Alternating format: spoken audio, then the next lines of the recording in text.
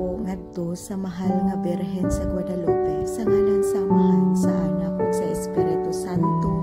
Amen. O mahal nga Birhen sa Guadalupe, buot nimong ipakita ang imong pagkamanuluyon ngadto sa tanan nga nanginahanglan sa imong panabang, ug gibilhan mo kami sa imong langitnong larawan, isip timaan sa imong makanunayong panalipod ug pakiguban.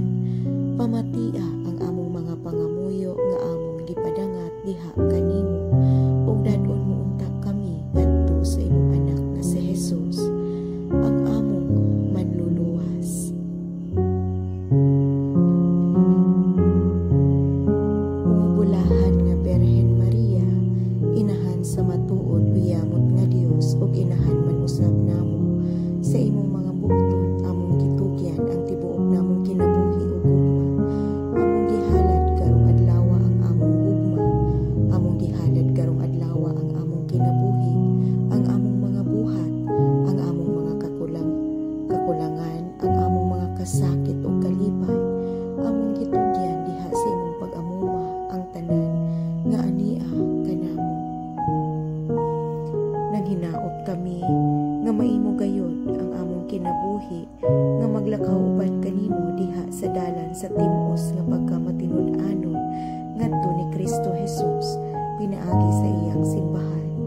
Gabayi kami kanunay diha sa imong mapinanggaon nga mga kamot ug diha sa imong kupo pandungi kami sa tanang mga kahadlok, kasakit, pag-antos ug kabalaka. O Birhen sa Guadalupe, Rayna sa tibuok Amerika ug sa Pilipinas, nagampo kami alang sa kalinaw, hustisya ug kauswagan sa among nasod ug katawhan ug sa tanang katawhan sa tibuok kalibutan, hilabi na kadtong mga nagkalisod nga nangaangon sa kagubatan.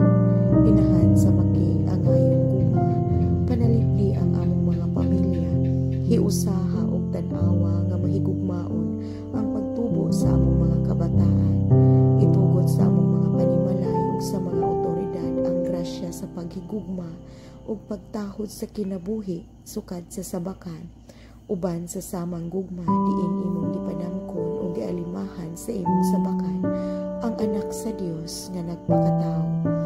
Mahunong na unta ang mga dili makatarunganon nga paghalad sa imong inosenteng kinabuhi sa mga imong pagpahunong dito sa Guadalupe.